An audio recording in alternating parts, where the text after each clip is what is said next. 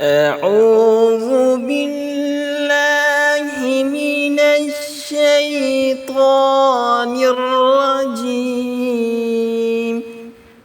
بسم الله الرحمن الرحيم. درود شفا. اللهم صل على سيدنا محمد طب القلوب ودوائها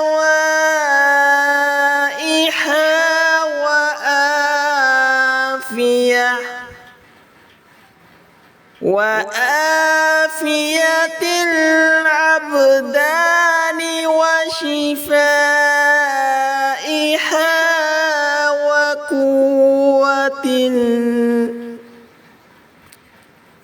وقوة الأرواح وغذائها ونور الأبصار وديائها وعلى آله وصحبه وسلم.